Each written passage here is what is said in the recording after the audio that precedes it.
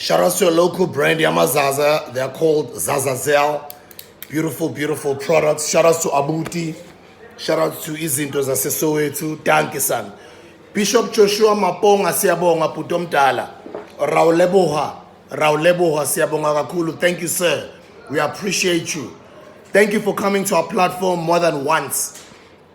Thank you for sharing your thoughts with the world. Thank you for not being afraid to put yourself out there. Thank you for not being afraid to get criticized. Thank you for not being afraid to have stones thrown at you. Thank you for not being afraid to being dragged online on the internet. Thank you. 2 episodes, the one I had with my brother Penuel, the Black Pen last year. I think that episode, that video is on over 500,000 views. And then we just recently did an episode about 3 weeks ago. That episode is now sitting at over 300,000 views. Bishop Joshua Maponga siyabonga for the wisdom, siyabonga for the message. Not everybody is going to agree with your message. Not everybody is going to agree with you. But the fact that you're consistently willing to put yourself out there, I always appreciate you. And I think I must speak about how on both interviews, for me, it was a matter of just having a glass of wine. The first interview, you came with your own African cup. The second interview, you were holding a horn. Guys, go check out that episode. And even other people on the comment section are asking, like, what is he holding? And other people are even saying, like, is that a horn? Like a real animal horn? Yes, it is. That's what he was carrying. And the fact that he agreed to have a conversation with me over a glass of wine. You know, a lot of times other people, you find that they do drink, but because we're on camera, some other people want to, you know, appear perfect, or other people just maybe just don't drink at all, even on or off camera. Or some other people, they might drink, but maybe because they're on an interview, they don't even want to have a glass of wine or whatever, and I respect that. And that's also professionalism, which is great. But this previous interview that we've just had, it wasn't just an ordinary interview. It was really a conversation around a glass of wine with a bigger brother that happened to coincidentally be in the country. He was not coming into South Africa or Joburg for me or for our podcast. He was here to do Dr. JJ Tabane's show. He had an interview there. He was there to also record an episode with Soweto TV. It was around the Easter period. And it just so happened, it was a good coincidence that he was around, that we had a telephone conversation. And he was like, actually, let me pay you a visit. Come, let's have a glass of wine. Let's just catch up. For me, I'm willing, and I learn from everyone. I learn from bigger brothers, from younger sisters. I learn from spiritual people. I learn from the Christian world. I learn from business people. I learn from entertainers. I learn from everyone. And that's the type of person that I am. I humble myself to want to learn. That's why even when you watch my podcast, you'll find that I do a lot of listening than talking. Why do I do a lot of listening? Because I'm learning. I'm not only just there to broadcast and film a show. I do understand that these videos are going to exist for many years to come, even after I'm gone. For instance, right now, if you can go check out Kevin Samuel's videos. He's got a huge archive library of videos on his YouTube platform that we can continuously absorb that information or that knowledge, and we can learn from by watching those videos, by watching that content. He's left us with all of that. It's the same thing that we're all doing. Anything that you post on the internet, it ain't going nowhere. It's not going anywhere. It's going to be there forever. So I'm always humbled by people who are willing to put themselves out there, but just to share knowledge. So every time when I do these interviews, every time when I record these videos, I am conscious and aware that these videos are going to exist forever.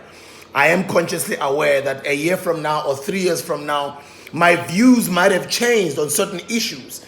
And I might say something publicly, and I am aware that the internet is going to go back and grab some videos where I said something different. So you must be always consciously aware of this world that we're in, but you must also humble yourself enough to want to learn. So for me, every time when I get an opportunity to learn from great, amazing philosophical minds like the great Bishop Joshua Maponga, I'm always just humbled at how gifted other people are in just being orators or in just having that vast amount of knowledge, and they're not afraid to share it with the public, whether they get criticized, whether we agree with it or we don't. That episode was amazing because from nowhere, just right in the middle of the episode, guess who shows up? GWYZA. And I'm like, what? I have not seen GWYZA in a while. The last time I saw GWYZA was at Massive Metro. And we had such a great time because that's when my brother Bonkosi Zola, the legend himself, an inspiration to all of us. Ngiyakuthanda Bonkosi mfowethu. Futhi ngikhumbulile. Ngiyakuthanda kakhulu mfowethu. I remember how much of a great day we had. Mina nawe no GWYZA. I think it was before the lockdown.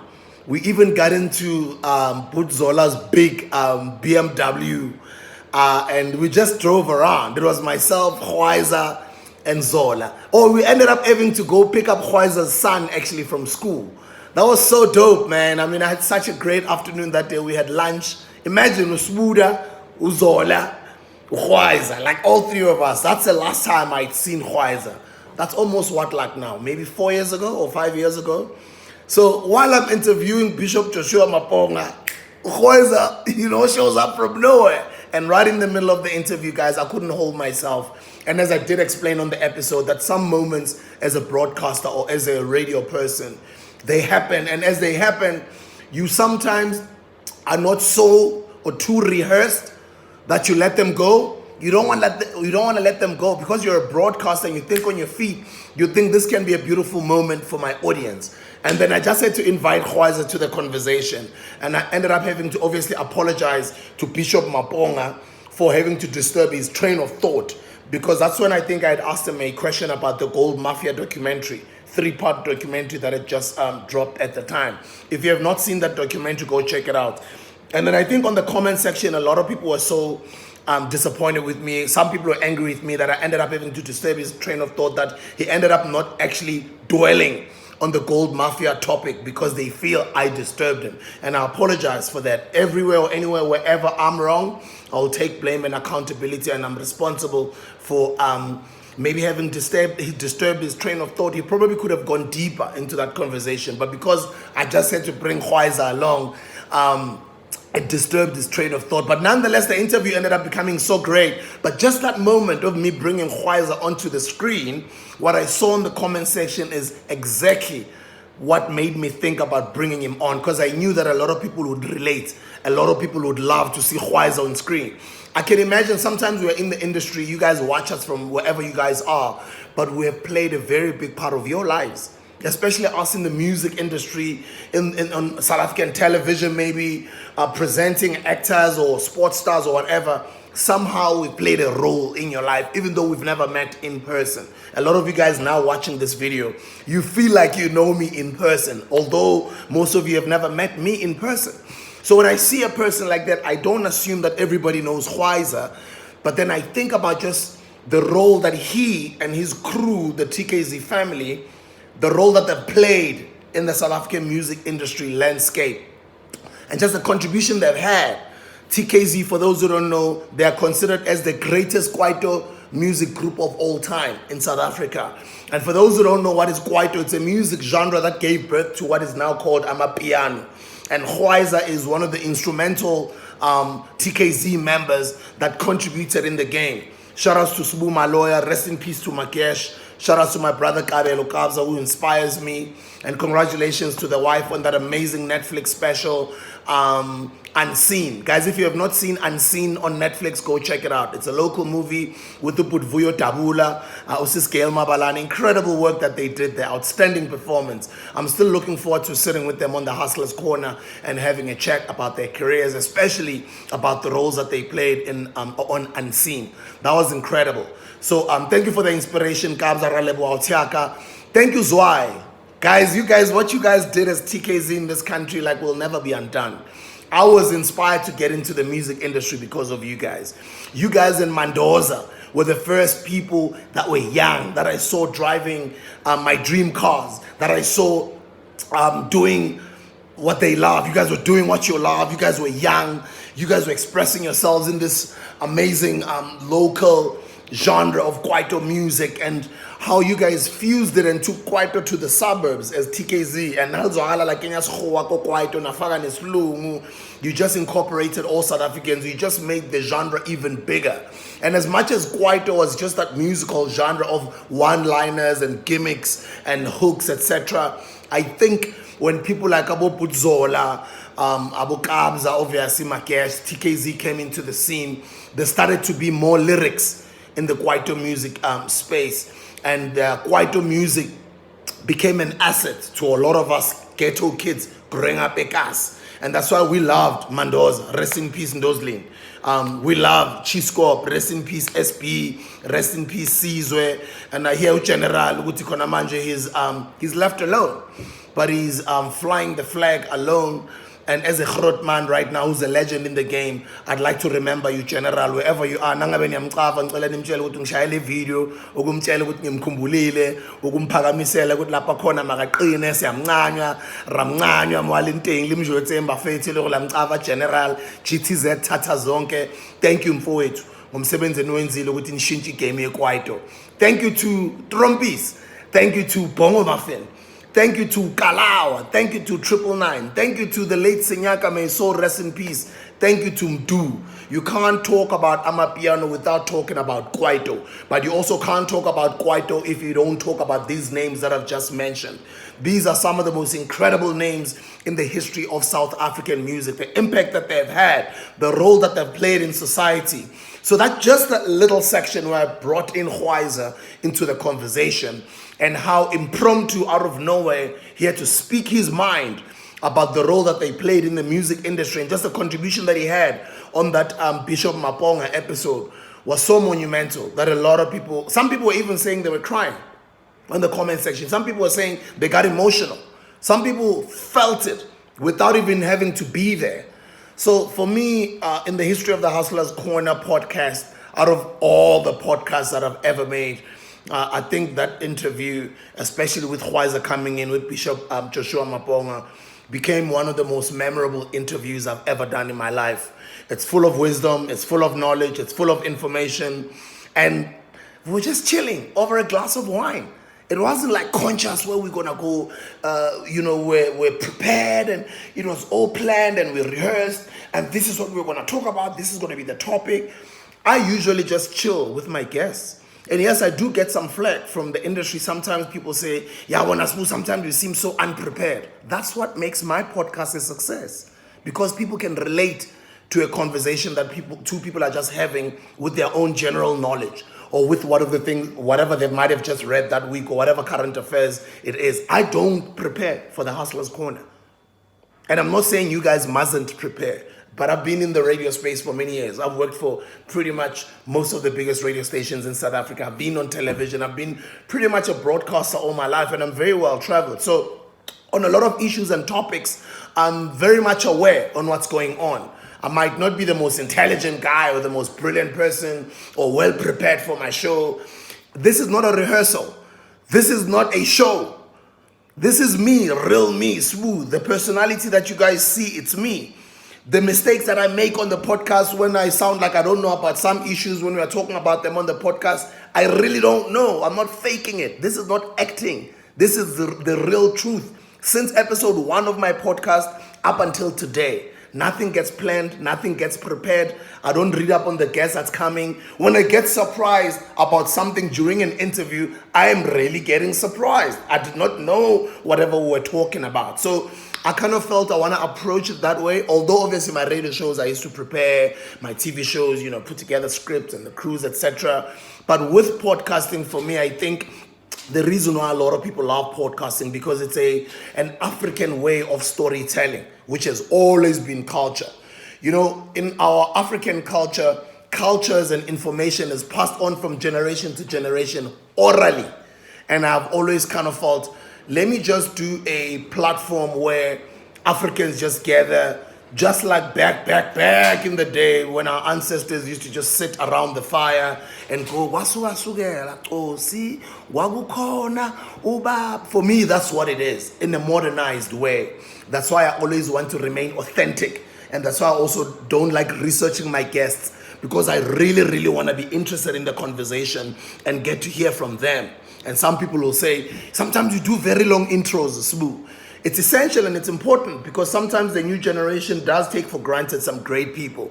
Some young people or some people on the internet turn to dismiss some people who've actually had a great impact on our culture. So sometimes when you do read someone's intro, people get to understand the work that they have done. So that's sort of to give you guys and a sort of a background as to who we're speaking to. But anything else that they get to say, I did not prepare any questions. And I always tell my guests that our platform is very positive, it's educational, it vibrates high, and I always try and make the stories relatable to my audience. So that episode for me was just, we knocked it out of the park. It was out of this world. And to put a cherry on top, before NOTA flies back to the US, I think he had just flown in from Cape Town. I had not seen him in a while. And he just came now, impromptu from nowhere. Actually, I think NOTA was with GWYZA, and I was not aware. And then I got to introduce NOTA to Bishop Joshua Maponga, and I got to introduce Bishop Joshua Maponga to NOTA. He didn't know who NOTA was. And I think that was sort of an amazing, iconic moment right there. I also saw some people in the comment section saying, wow, that would actually be an awesome episode to have Bishop Joshua Maponga and NOTA on the same platform. I think we'll do that one of these days. But yeah, in just me reviewing that episode, those are some of the things that I'll have to say. And it was just great to see the engagement between NOTA and Bishop Joshua Maponga.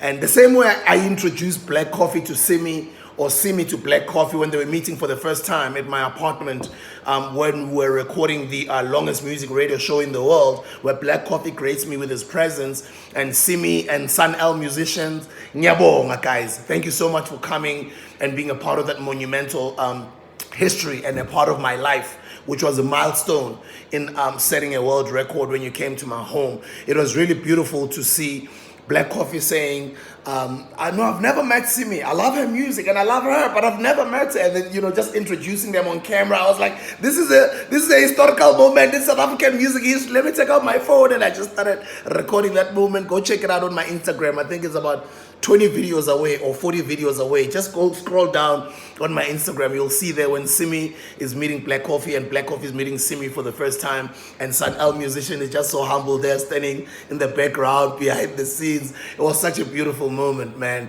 So it was the same thing when I kind of felt introducing Bishop Joshua Maponga to NOTA and NOTA to Bishop Joshua Maponga. These are both incredible minds that are always sort of misunderstood out there in the public. But here they are, one generation older, one generation younger, and this was not planned. And here they are, they're meeting. You can never know when people meet what can come out of it years later. But that was such a great episode, and that's all I have to say on this video about that episode. And I thought, let me share. I hope you guys are enjoying these videos that we're recording. We are on a 365-day YouTube challenge where we are posting videos daily, because Penuel has inspired me to just take out my phone and start recording.